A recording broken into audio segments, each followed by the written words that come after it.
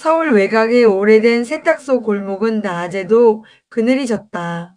양쪽으로 3, 4층짜리 낡은 건물들이 빽빽이 들어서 있어서 햇살이 제대로 스며들지 못했다. 그 골목 끝에 작은 빨래방이 하나 있었다. 간판 이름은 원래 햇빛 세탁이었는데 오래전부터 간판 불빛의 절반이 나가 있어서 밤이면 그냥 피 세탁이라고 읽혔다. 동네 사람들은 그걸 가지고 한동안 웃었다. 피 세탁이라니 무슨 범죄 현장 같다고. 그래도 아무도 고쳐달라는 말을 하지 않았다. 이상하게 그 반쯤 꺼진 글자가 더 정겨웠기 때문이다. 비가 오는 날이면 지붕 한쪽에서 물방울이 떨어졌다. 양동이를 갖다 놓으면 밤새 통통통 소리가 났는데 처음엔 신경 쓰였지만 어느 순간부터는 그 소리가 없으면 오히려 잠이 안 왔다. 그 빨래방에서 일하는 서연이 그랬다.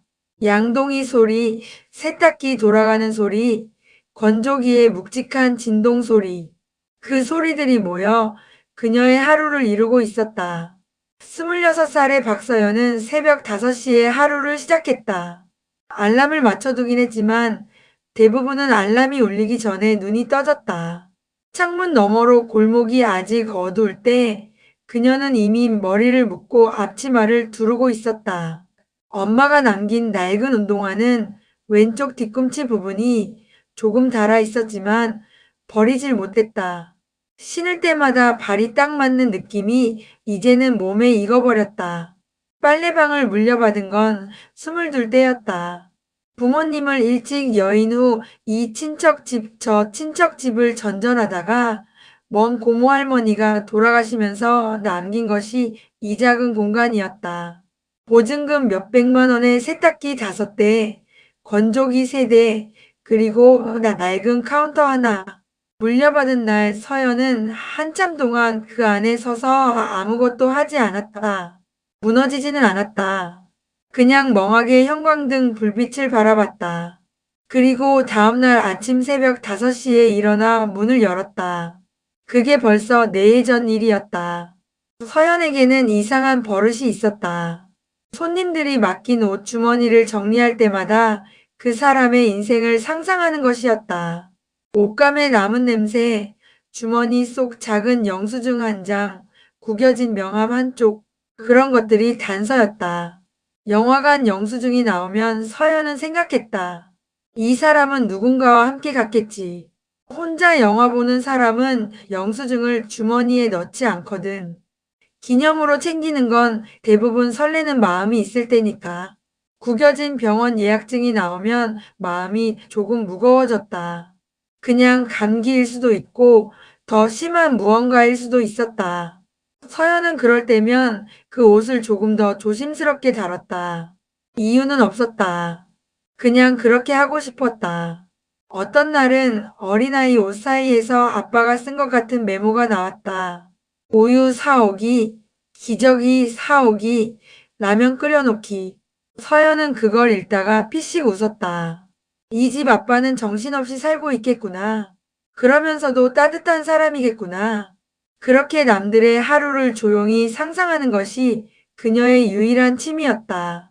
자신의 하루는 늘 비슷했기 때문에 다른 사람들의 하루를 상상하는 것이 유일한 변화였다.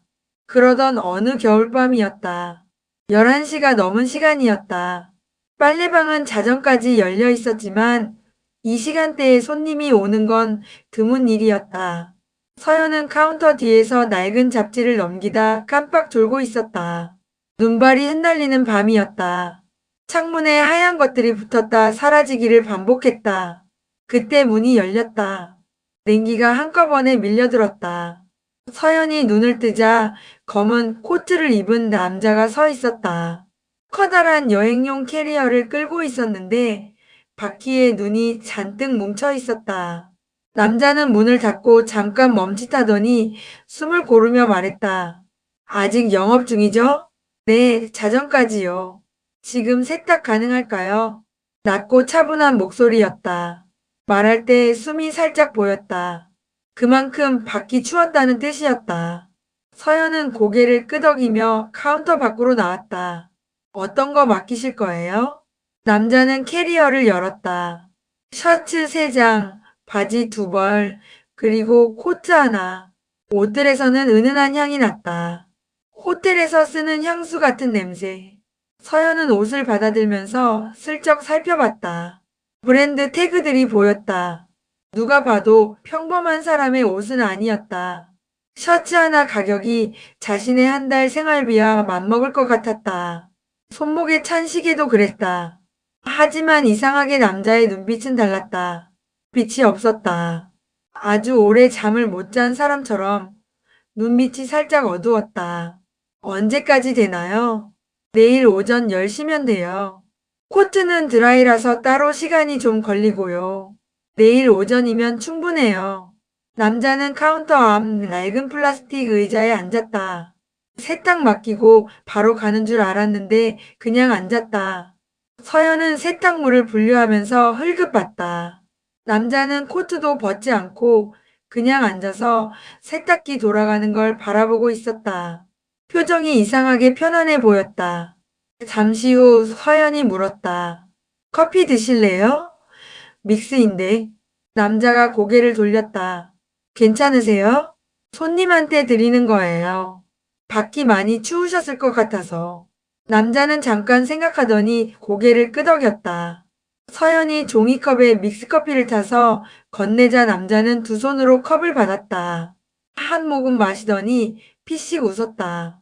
오랜만이네요. 이런 커피 별로예요? 아니요. 오히려 좋네요. 남자가 다시 컵을 바라봤다. 비싼 데서 비싼 커피만 마시다 보면 이게 더 그리워져요. 서연은 뭐라고 대꾸할 말을 찾지 못해서 그냥 그렇군요 하고 자기 자리로 돌아갔다. 그날 밤 남자는 세탁기가 다 돌아갈 때까지 거기 앉아 있었다. 건조기에 옷이 들어가고 나서도 한참 있다가 일어났다. 가기 전에 말했다. 내일 오전에 올게요. 감사했어요. 조심히 가세요. 문이 닫히고 나서 서연은 남자가 앉았던 의자를 바라봤다. 눈이 녹아서 생긴 물기가 바닥에 조금 남아 있었다. 서연은 걸레를 가져다 닦으면서 생각했다. 저 사람 주머니에는 뭐가 들어 있을까? 그 남자의 이름은 도윤이었다. 최도윤. 이 나라에서 모르는 사람이 없는 그랜드 호텔 그룹의 외아들이었다. 그의 아버지 최병주는 호텔업계에서 30년을 군림한 사람이었고 도윤은 어릴 때부터 그 왕국의 후계자로 자라났다. 원하지 않아도. 도윤의 하루는 회의로 시작해 회의로 끝났다. 아침 8시에 임원 보고가 있었고 점심은 대부분 누군가와의 비즈니스 식사였다. 오후에는 현장 점검이나 외부 미팅, 저녁에는 거의 매주 행사가 있었다. 사람들은 그를 보면 늘 반겼다. 웃으며 악수하고 명함을 건네고 그의 아버지 이야기를 했다. 누구도 도윤 자체에 관심이 있는 건 아니었다. 그가 최병준의 아들이라는 사실에 관심이 있었다.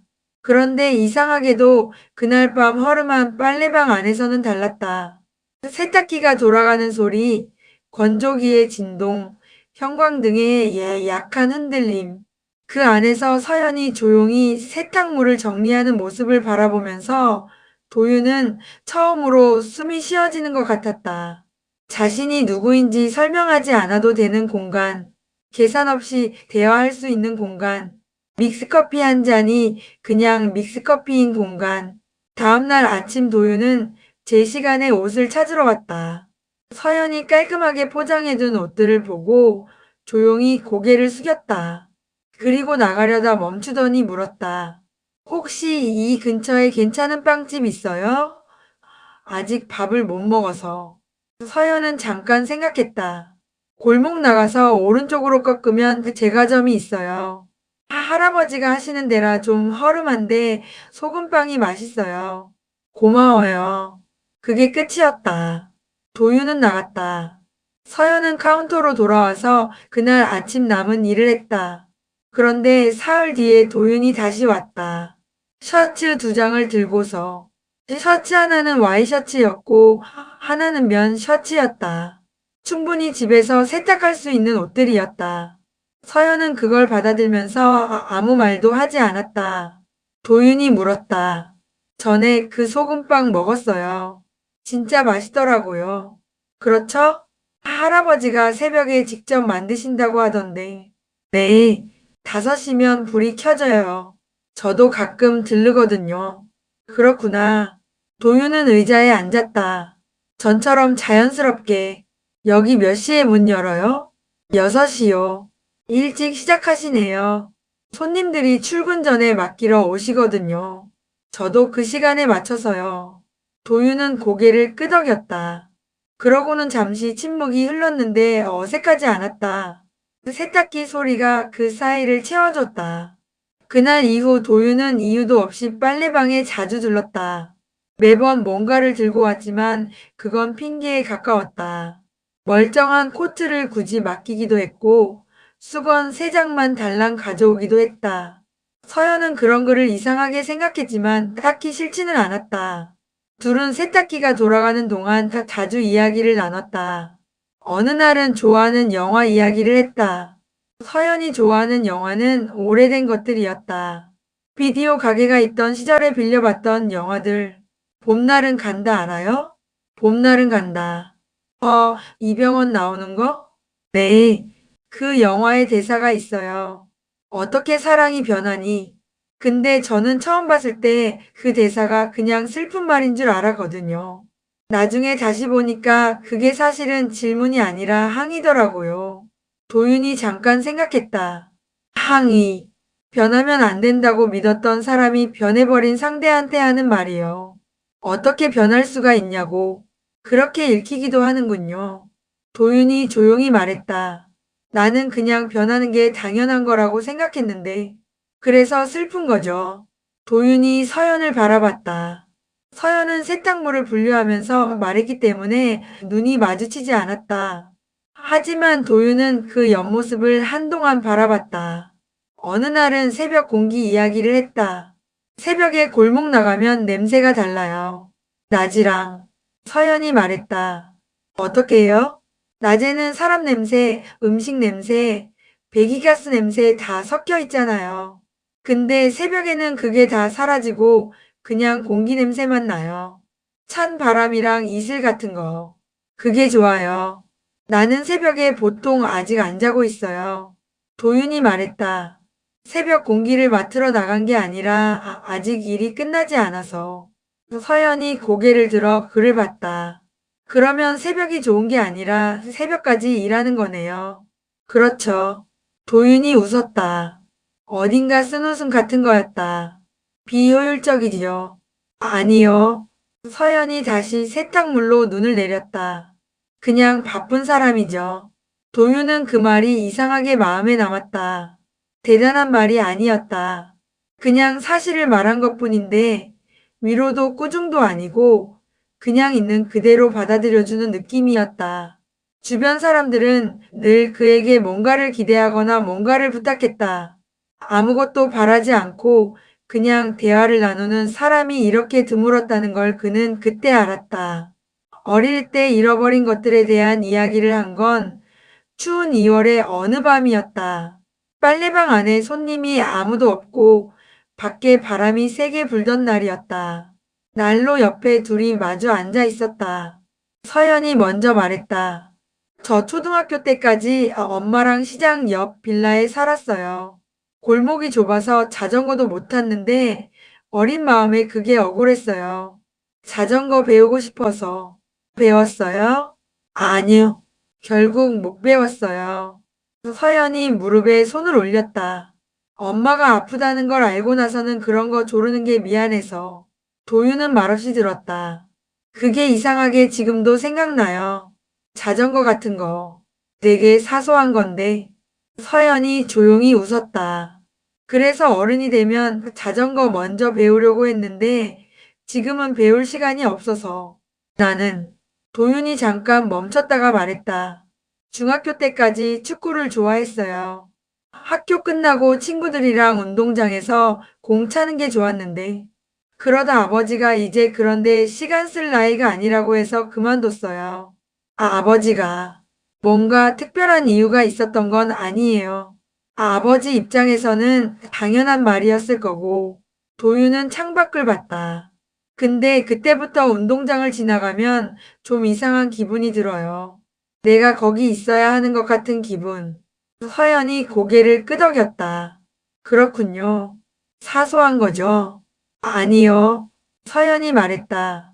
사소하지 않아요. 그게 당신한테는 꽤 큰 거였겠죠. 도윤은 그 말에 또 한동안 아무 말도 못했다. 봄이 올 무렵이었다.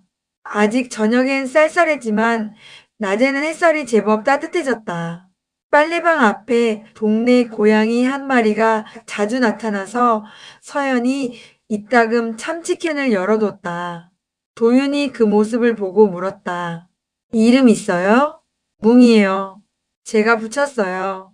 어디서 왔는지 알아요? 골목 저쪽에서 왔는데 새끼들이 다 없어졌어요. 그러고 나서 여기 오기 시작했어요.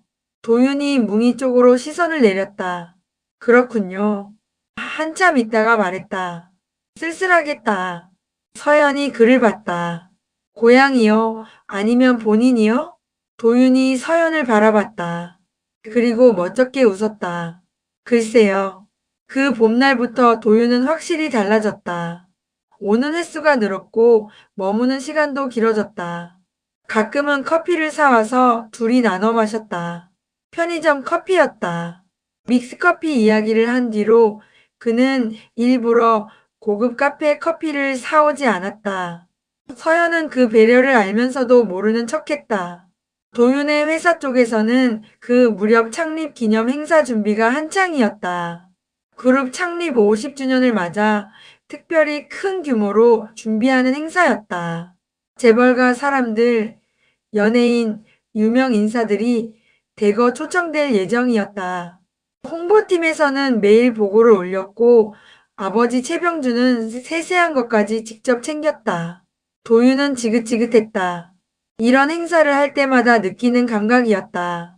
모두가 웃지만 아무도 진심이 아닌 공간. 악수를 나누지만 누구도 상대를 진짜로 보지 않는 곳. 그는 그런 행사에서 늘 잘 해냈다. 미소를 유지하고 말을 잘 골라 했다. 그래서 더 지쳤다. 그런데 행사 날짜가 가까워오면서 이상하게 서연이 떠올랐다. 화려한 곳과 가장 어울리지 않을 것 같은 사람인데도. 아니, 어울리지 않는다는 걸 알면서도 그냥 함께 있고 싶었다. 그 빨래방 안에서 자신이 처음으로 숨 쉬었듯이 서연이 있으면 어디에서든 그럴 수 있을 것 같은 느낌이었다. 며칠을 망설였다. 말이 안 된다는 걸 알면서도 어떻게 받아들일지 몰라서 빨래방에 갔다가 그냥 오기를 3번 반복하고 나서 어느 저녁에야 도윤은 빨래방 카운터 앞에 서서 말했다. 드릴 말씀이 있어요. 서연이 세탁기에서 눈을 돌렸다. 뭐야? 혹시 도윤이 숨을 골랐다. 나랑 파티에 같이 가줄래요? 서연이 눈을 깜빡였다.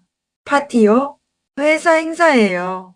큰 호텔 연회장에서 하는 거라 사람도 많고 좀 화려한데 도윤은 이미 후회하기 시작했다. 아니, 그냥 혹시나 해서 안 된다고 하면 괜찮아요. 서연은 한동안 아무 말도 하지 않았다. 그러더니 물었다. 저 같은 사람이요? 당신 같은 사람이라서요. 그 말에 서연이 멈췄다. 하던 일을 멈추고 도윤을 바라봤다. 도윤은 시선을 피하지 않았다. 서연은 태어나서 단 한 번도 누군가의 선택을 받아본 적이 없었다. 늘 남겨지는 쪽이었다.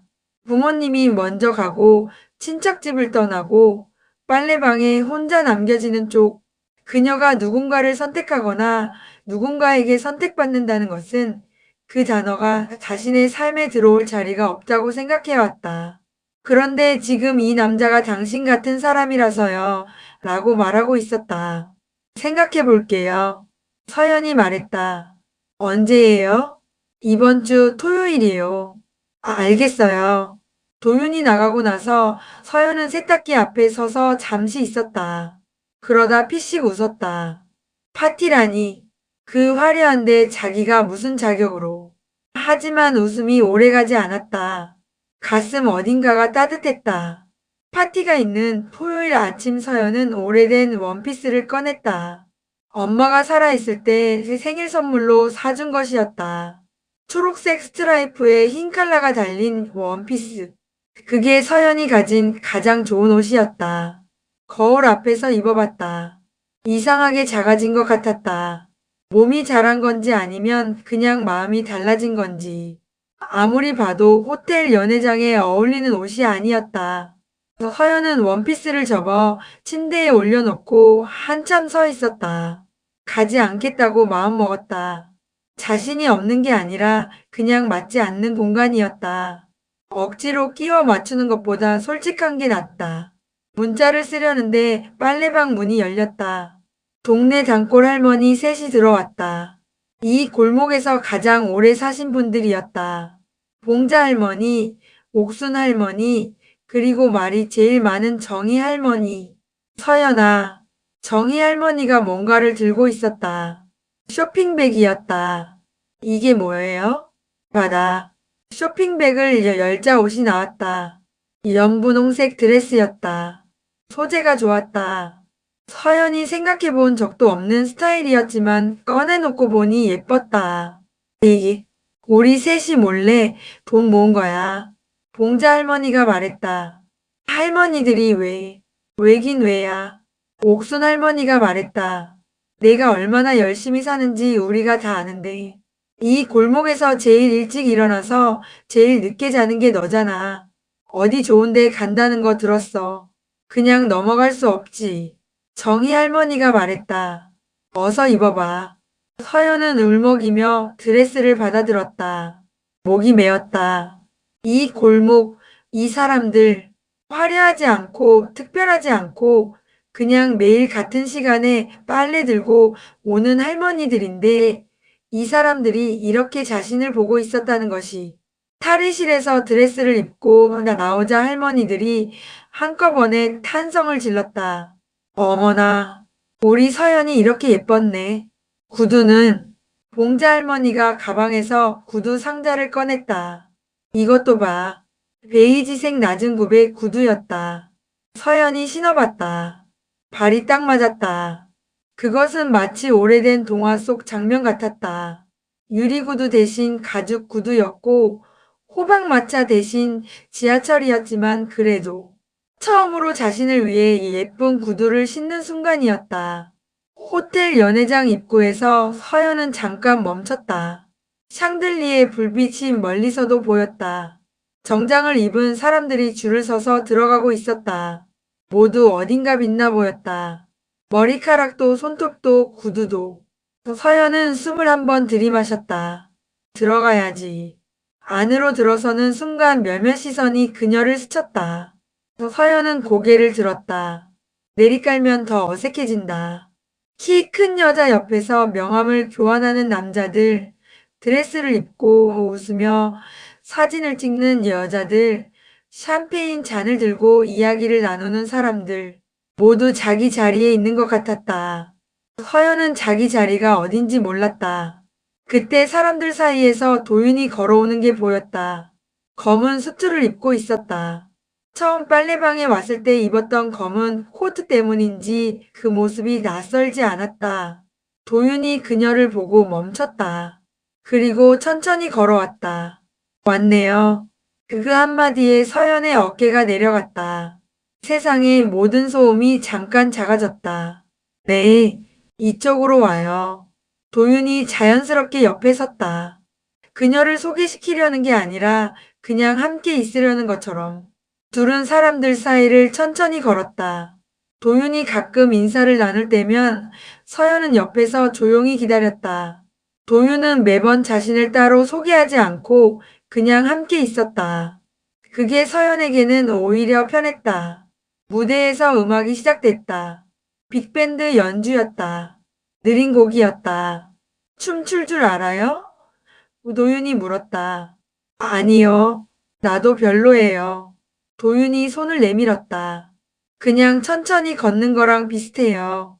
서연은 잠깐 그 손을 바라봤다가 잡았다. 둘은 무대 한쪽에서 느리게 움직였다.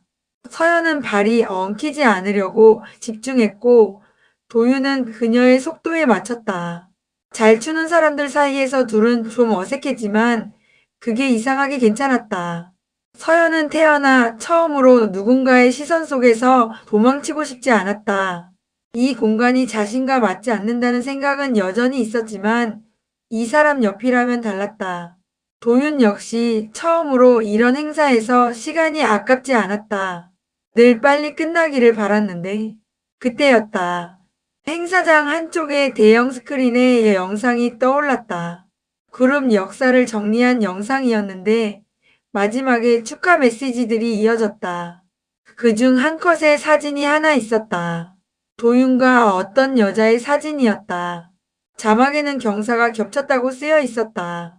창립 50주년을 맞아 최 회장의 아들 도윤 씨의 약혼 소식도 함께라는 내용이었다. 서연의 손이 멈췄다. 도윤도 스크린을 봤다. 그의 표정이 굳었다. 서연은 천천히 손을 놓았다. 설명할게요. 도윤이 말했다. 이건 괜찮아요. 아니요, 들어봐요. 이건 제가 정한 게 아니에요. 아버지가 괜찮다고요. 서연이 고개를 들어 그를 봤다. 눈이 흔들리지 않았다. 그냥 조용했다. 당신 세상은 너무 밝아서 나는 들어갈 수 없는 것 같아요. 서연 씨, 잘 지내요. 그녀는 돌아섰다. 사람들 사이를 빠져나갔다. 도윤이 따라오려는 걸 느꼈지만 걸음을 멈추지 않았다. 계단을 내려가다 오른쪽 구두 한 짝이 벗겨졌다. 잠깐 멈칫했지만 돌아보지 않았다. 그냥 그 구두를 남겨두고 걸었다. 호텔 밖으로 나오자 밤 공기가 차가웠다. 서연은 큰 길에 서서 택시를 잡았다. 차가 달리는 동안 창밖을 봤다. 서울의 밤이 지나갔다. 밝은 곳들이 빠르게 지나갔다. 그녀는 울지 않았다. 울 이유가 없다고 생각했다. 처음부터 자신과 다른 세상이었다. 그걸 잠깐 잊었을 뿐이다. 빨래방에 도착해서 서연은 앞치마를 두르고 남은 세탁물을 정리했다. 밤이 깊도록 도윤은 그날 이후 며칠간 일이 손에 잡히지 않았다. 회의에서도 보고서를 봐도 머릿속이 다른 곳에 있었다. 약혼건에 대해 아버지와 크게 부딪혔다. 살면서 처음으로 제대로 맞선 것이었다. 빨래방에는 당연히 갔다. 사흘 뒤에. 그런데 문이 잠겨 있었다. 간판도 꺼져 있었다. 문에는 종이가 붙어 있었다. 잠시 운영을 쉽니다. 라고만 적혀 있었다. 도윤은 그 앞에 한참 서 있었다. 다음날 다시 갔다. 문은 여전히 잠겨 있었다. 그 다음날도 갔다. 일주일이 지나자 간판이 내려졌다. 건물에는 재개발 예정이라는 공문이 붙었다. 도윤은 골목 사람들에게 물었다. 봉자 할머니를 만났다. 서연이 어디 갔는지 아세요? 할머니가 잠깐 그를 봤다. 그리고 한숨을 쉬었다. 바닷가 쪽으로 내려갔다고 했어요. 오래전부터 생각해왔던 것 같더라고. 우리한테는 그냥 지방에 내려간다고만 했어요. 어느 바닷가요? 그건 나도 몰라요. 도윤은 그 자리에서 움직이지 못했다. 자신은 늘 가진 것만 지키며 살았다는 게 그제야 알았다. 무언가를 잃지 않기 위해 늘 방어하는 자세로 살았지 정말 소중한 사람 하나 붙잡는 법은 배운 적이 없었다. 몇 달이 지났다. 봄이 가고 여름이 시작됐다. 도윤의 약혼은 파기됐다. 아버지와 한동안 냉전이 계속됐지만 그는 굽히지 않았다. 처음으로 자신이 원하는 것을 위해 싸웠다. 그래도 서연이 어디 있는지는 몰랐다. 출장이 있었다. 남해 쪽 지역 호텔 부지 답사였다. 낯선 바닷가 마을로 들어가는 길에 장마비가 세차게 내렸다. 차 앞 유리로 빗물이 흘러내렸다. 운전기사가 잠깐 비를 피하겠다고 했다. 작은 책방이 있었다. 마을 중심부에서 살짝 벗어난 골목 안에. 간판에는 파도책방이라고 써 있었다. 도윤은 차에서 내려 처마 아래로 뛰었다.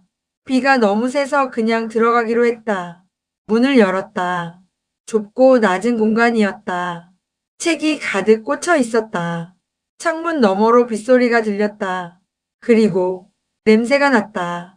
섬유유연제 냄새였다. 도윤이 걸음을 멈췄다. 책장 사이에서 낮은 키의 여자가 책을 정리하고 있었다. 등이 보였다. 머리를 질끈 묶었고 편한 셔츠를 입고 있었다. 서연이었다. 도윤이 한 발짝 내디뎠다. 바닥이 삐걱거렸다. 서연이 돌아봤다. 둘 다 한동안 아무 말도 하지 못했다. 빗소리만 오래된 지붕을 두드렸다. 서연이 먼저 말했다. 어떻게? 출장이에요. 근처에. 도윤이 말했다. 비를 피하려고 들어왔어요. 서연이 그를 바라봤다. 도윤이 천천히 말했다. 찾고 있었어요. 뭐래? 저를요? 네. 서연은 손에 든 책을 내려놓았다. 그리고 책장 사이에서 나와 도윤 쪽으로 몇 걸음 걸었다. 둘 사이의 거리가 좁아졌다. 약혼은요? 서연이 물었다. 파기했어요. 서연이 눈을 깜빡였다. 아버지한테 처음으로 제대로 맞섰어요. 오래 걸렸지만 도윤이 말했다. 이번에는 도망가지 않을게요. 나도. 그 말에 서연이 웃었다. 그러다가 결국 울어버렸다. 예상하지 못한 울음이었다. 오래 참아온 사람처럼 눈물이 나왔다. 도윤이 그녀 쪽으로 한 발짝 더 다가가더니 조용히 안아주었다. 서연은 처음에 뻣뻣했다가 천천히 힘을 뺐다. 창밖의 장마비는 세상을 흐리게 만들었다. 빗소리가 지붕을 두드렸다. 책방 안에 오래된 등이 흔들렸다. 두 사람의 마음만큼은 처음으로 선명해지고 있었다. 비가 그친 후 도윤과 서연은 책방 앞처마 아래 나란히 앉아 있었다. 바다 냄새가 났다. 서연이 차를 끓여왔다. 보리차였다. 도윤이 한 모금 마셨다. 여기 언제부터 있었어요? 2달쯤 됐어요. 책방 주인 할아버지가 일손이 필요하다고 해서. 혼자예요? 네, 그게 편해요. 도윤이 바다 쪽을 바라봤다. 파도가 멀리서 천천히 밀려왔다 물러났다. 이 동네 어때요? 조용해요. 낮에는 고양이들이 많고 저녁에는 파도 소리가 들려요. 새벽 공기도 서울이랑 달라요. 서연이 찻잔을 손에 쥐었다. 좋아요. 그렇겠다. 서울은요? 변한 게 없어요. 나만 좀 달라진 것 같고. 서연이 그를 봤다. 어떻게요? 도윤은 잠깐 생각했다. 전에는 잃을까봐 두려웠는데 지금은 놓을 것들을 먼저 생각해요. 서연이 고개를 끄덕였다. 뭐라고 말하지 않았다. 그냥 그의 말을 들었다. 잠시 후 서연이 말했다. 저는요, 찻잔을 내려놓으며 당신한테 화가 났었어요. 알아요. 그런데 그게 당신한테 화가 난 건지 그 상황에 화가 난 건지 헷갈렸어요. 솔직히는 저한테 화가 난 거 맞아요. 도윤이 말했다. 그날 미리 말했어야 했는데 약혼건이 어떻게 된 건지 정리가 안 된 채로 당신을 그 자리에 데려간 건 제 잘못이에요. 서연이 그를 봤다. 그리고 고개를 끄덕였다. 맞아요. 미안해요. 알아요. 둘 다 웃었다. 그 여름이 지나면서 도윤은 서울과 이 바닷가 마을을 오가기 시작했다. 출장 명목으로 이 지역 호텔 프로젝트를 맡아서 자주 내려올 이유가 생겼다. 책방에 들러 서연과 보리차를 마시고 저녁이면 작은 횟집에서 같이 밥을 먹었다. 이 마을 사람들은 도윤을 그냥 서연이 아는 사람으로 알았다. 그가 어느 집 아들인지 아무도 몰랐다. 그게 도윤에게는 오랜만에 느끼는 가벼움이었다. 그해 가을 서연은 책방 옆 작은 공간을 얻었다. 원래 창고로 쓰이던 곳이었는데 주인 할아버지가 저렴하게 빌려줬다. 서연은 거기에 세탁기 2대를 들여놓았다. 건조기도 하나. 마을에 세탁소가 없었기 때문에 사람들은 반겼다. 비 오는 날이면 커피 향이 나고 늦은 밤이면 잔잔한 음악이 흘러나오는 그 작은 세탁소. 서연은 매일 새벽 5시에 문을 열었다. 낡은 운동화 대신 이제는 조금 다른 낮은 굽 구두를 신고 어떤 손님은 그곳에서 빨래를 맡기면 이상하게 마음까지 깨끗해지는 기분이 든다고 말했다. 서연은 그 말을 들을 때마다 그냥 웃었다. 말하지 않았지만 그 이유를 알고 있었다. 세탁기 소리가 좋아서 긴장이 풀리는 거야. 아니면 이 골목의 공기가 좋아서. 아니면 그냥 잠깐 쉬는 시간이 생겨서. 카운터 아래에는 오래된 구두 한 짝이 조용히 놓여 있었다.